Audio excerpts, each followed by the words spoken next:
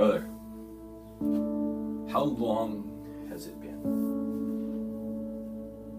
How long has it been that you have been looking for a solution to an addiction to pornography and not found one? How long has it been since you get up every Sunday morning, put on your white shirt and your tie, get your family all gussied up and your wife, your beautiful wife, ready? You go to church, you walk in the door, you put a smile on your face, you grab people by the hand, shake their hand, and you pretend that everything's okay. And then you sit in the pew.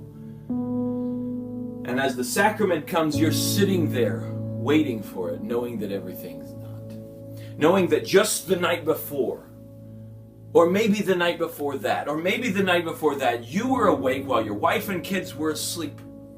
You had your smartphone in your hand, you were sitting in the bathroom masturbating while you were watching some woman that you don't know have sex with another man online. Or maybe that wasn't you. Maybe you were in your office in front of your computer screen and you were masturbating in your pants because you didn't want anyone else to walk in and catch you in the act. Anyone to walk in and catch you in the lies that you were trying to tell yourself, pretending that this wasn't really so. That's not really pornography. I clicked on that on accident. I didn't go looking for that specifically. I got it. I'm in control. This isn't really masturbation. I'm not doing that, when the fact is you were. You were. And with cold, jittering fingers, you clicked that mouse button over and over and over, or you tapped your phone screen over and over and over again, systematically destroying everything that you hold dear in this life. We're talking about your wife, your connection to God, and especially your kids. But see, brother, it doesn't really matter if this was you, or you were just the guy who whipped out his smartphone at night for 10 minutes after his wife had gone to bed, just to satisfy your cravings to be wanted and desired in this life. Because either way, you're a hypocrite and a liar. And I get it, because for 18 years, so was I. Over half of my life, I lied to everyone because I couldn't stand the guilt and the shame of knowing that my wife and my family, they might make it to heaven. They might make it to the celestial kingdom, but they might make it without a father. I tried to pretend that everything was okay, that I could handle my stuff, and that it would get better over time, or that maybe when the kids grew up and they got out of the house, right then there I would be, and I would be able to make everything better again. That sometime later in my life we could fix this. But in reality, on the inside, I was terrified. Terrified because I didn't know if it would ever stop. Terrified that even if it did stop, it would come back. I felt broken. I felt worthless and completely beyond repair. You see, many of the men that I've worked with who've gotten to this place at this point in time in their life, they just give up or they check out. They accept I'm an addict and that's who I am and that's how I live my life. And I'll never get better. And I'll be like Maury Anton in the Book of Mormon, who does justice to his wife and his family, or to his kingdom and his people, and not to himself. Or they want to just end their life. And I can't tell you the number of nights that I fell asleep weeping on my pillow, praying to Heavenly Father to give me the courage and the power to end my life. And thankfully, and fortunately for myself and for my wife and my kids, God never answered that prayer with ease. Now, brother, I don't know where you are on your journey. I really don't. But before you give up, before you check out, all I want you to do is wait, stop. Hear me out.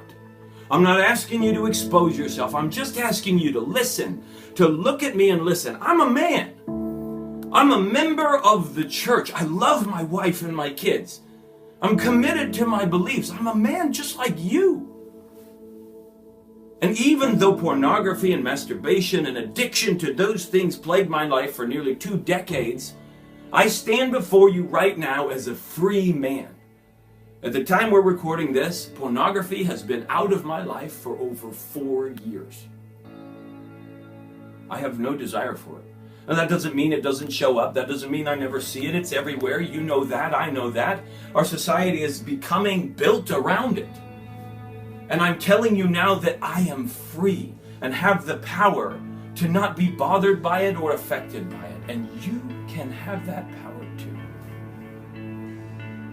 So what I'm going to do in this video here is help you understand some things about your addiction and the lies you've been telling yourself that you're going to need to experience if you want that kind of experience of freedom.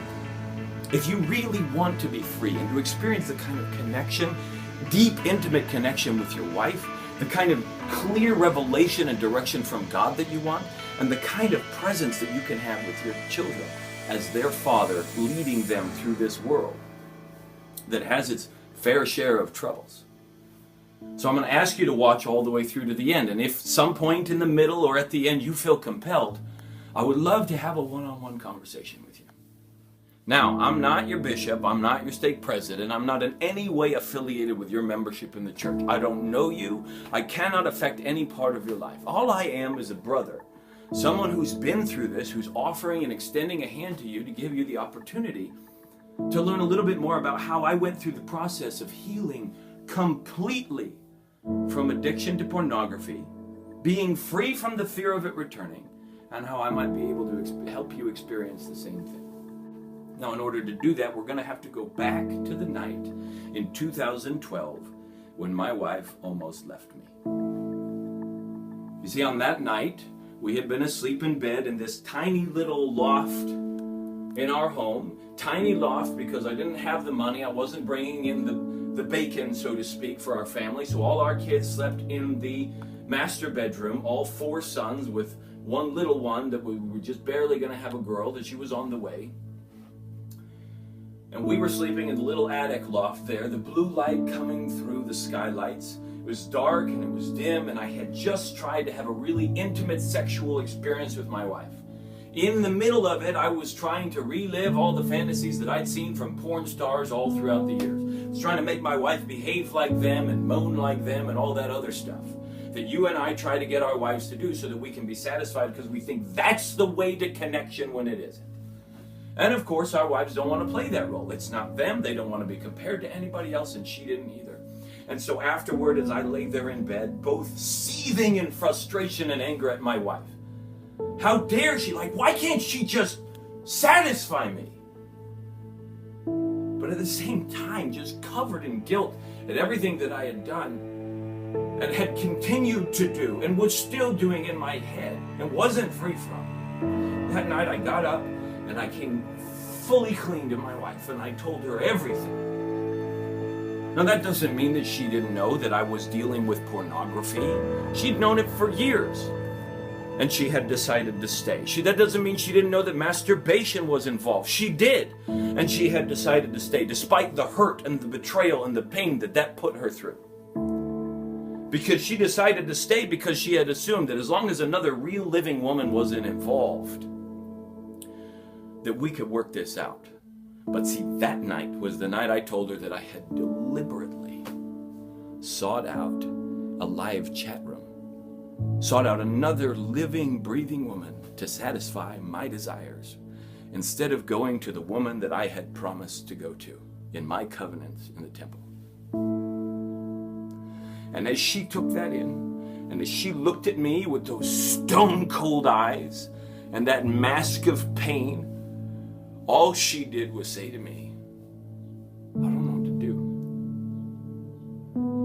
I'm not even sure I'm going to stay. She got up and she left. That night, on top of all the guilt and the shame that I couldn't already handle, was the first night that I began to see the ramifications of my decisions. It was the first night that I stared down the barrel of a gun that told me that my wife might leave and take my 4 children, take the little one that was on the way, and I might never really be able to engage with that little girl, the first girl that was going to be in our family. It was the first time I'd even thought about that. Because our church teaches that family is first, that we don't divorce. Divorce isn't an option. and that you should fight for your family. So I had just assumed that my wife would stay no matter what, and that we'd have our struggles or whatever, and then we would die and we'd figure things out. But now, this for the first time in my life, I had to actually face the possibility that she wasn't going to stick around if I was going to behave like this. So as I sat there and this anguish washed over me like a freight train, I suddenly realized what I was doing. Now see, that night I didn't even know the full extent of what I was doing. That night, I didn't see that I had been so wrapped up in my own emotions and my own guilt and my own shame and my own thoughts that I had essentially turned my wife for years into a single mother who had to raise these kids and keep things together in the home. And even when Dad was there, he was checked out a lot of the time. She used to call me a firecracker. Those things that are fun to play with, but you never know when they're going to go off and put an eye out. And while she was doing that and starting to micromanage everything just so she had control over something because she couldn't control me, I was out taking the hard-earned money that I had brought in from the business and spending it trying to solve my addiction to pornography by completely avoiding it. I was traveling the world. I was traveling all around the country, looking for answers in meditation and mindfulness, looking for answers in healing arts of a variety of different kinds, certifying in them, training in them, trying to get it to work on me, working with martial arts and adventures and experiences and coaches and mentors and trainers, trying to wrap my head around this problem, hoping that it would be like a surgery or a pill, and if I could just take this problem out, the rest of my life would be okay. And $50,000 later, I had driven myself, my business, and my family into bankruptcy. Not just financially, but emotionally and spiritually as well. Consider what might have happened if I had taken that money and invested in my family. But I didn't even see the amount of time that I had missed. All the moments when my kids took their first step, or played in the playground, or discovered something new that I had to watch on video because I wasn't there for them. I was busy elsewhere. In mind, in body, and in spirit a lot of the times. Now see, I used to think that that my kids didn't really understand what was going on. I used to actually think, and I didn't realize that night how much damage I'd been doing to them, not just by being absent, but by being there as the man that I was. I remember one night sitting down on the couch, had my laptop in hand. It wasn't at night, it was in the middle of the day, and I was there. I was supposed to be working, and so I had my laptop out, working when I was really engaged in a pornographic scene on the screen. Watching people I didn't know, racial couples, all kinds of other stuff. You know, getting involved in it, trying to satisfy my curiosity by going further and further down the stupid rabbit hole. And on the other side of the room was my beautiful wife sitting on the couch. And my kids were playing in front of me. And I was craving a hit so badly. I was trying to satisfy myself so much that I was willing to sacrifice them and sacrifice their eyes to the possibility of seeing what I was looking at. And the only thing I was paying attention to them with was that small part of my brain that was the alarm part. So that if they got too close, or they started to peek over and started to get curious about what I was doing, I could close the window or turn the laptop or close the screen. One time my son actually saw it. I simply told him, wow, that was pornographic. That's pornography. That was a naked lady. Yeah, we don't look at those. That's why I closed the screen. I was a liar. All the way through. And I used to think that they were too young, that they didn't understand, that they didn't feel what was going on. And I was so messed up. You and I both know that we know when our wives feel good, we know when they feel bad. They don't even have to be in the room. Who they are emanates out through the whole house. My kids know when I'm upset, they know when I'm sad, they know when I'm happy, they know when I'm giddy, they know when I think they're stupid. They know. What makes me think, as a dad, that I could be the dad in the shower, masturbating, so craving the physical pleasure of ejaculation, that they didn't feel that when they're on the other side of the door, knocking on the door, wondering why it's taking so long. I wrecked my kids. To this day, we are still working with the ramifications of my decisions. My oldest son, 11 years old now, got the brunt of it for so much of his life, of the way that I behaved around him, that now he easily goes into the place of being a victim. And we're still working with him on that. My second son, beautiful young man. He didn't become a victim, he lashed out in anger. And it took us some time before we figured out the tools to help him recover from what I had done to him. And my third son,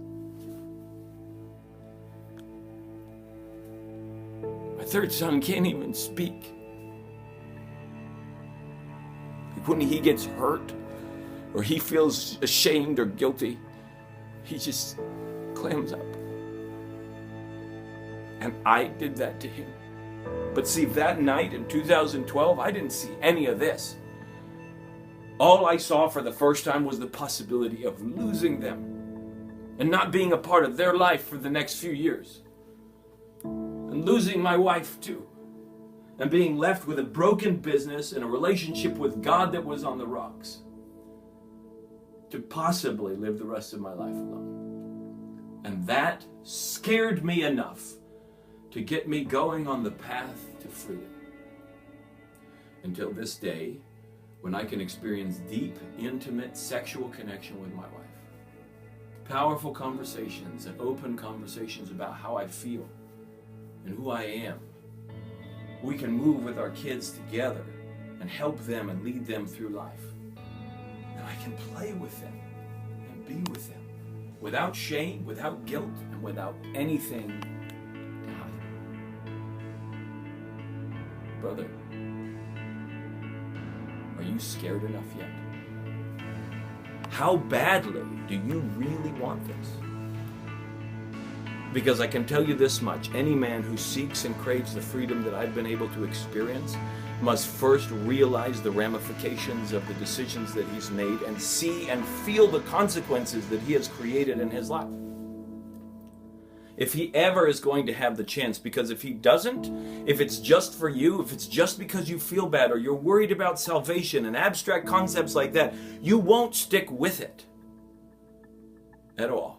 But if you are interested in experiencing complete and utter liberation and freedom, and right now you feel your heart beating truly, craving this, and you know in your heart that it's time for you as a father and as a man to step up and lead your family and become the man that they know you can be, then you already know what to do. All you have to do is stop watching this video, click on the button below, go fill out the application, and be as honest and true as you can. And we'll hop on the phone in the next 48 hours or so. I can tell you right now that conversation alone will be life-changing. It will give you some perspective and some clarity on how you can move forward. And if in the middle of that conversation you and I feel like it's a fit, I'll invite you to work with me over the next 3 months, so that I can get you started on your path and give you the tools to keep moving on your life to freedom. And at the same time, I will be there as a personal guide to help you make sense of the chaos that you have been experiencing in this dark night. The stuff that you are numb to, the stuff that you don't even see, because you have not been able to get out of the pit. And see, the only thing that's on the line really isn't some concept of whether or not you're going to go to heaven or hell. Those make us feel bad, but they don't move us to action very often. The only thing that's really on the line is where are you going to be for the next 3 or 4 years as your kids keep growing? Are you going to miss that?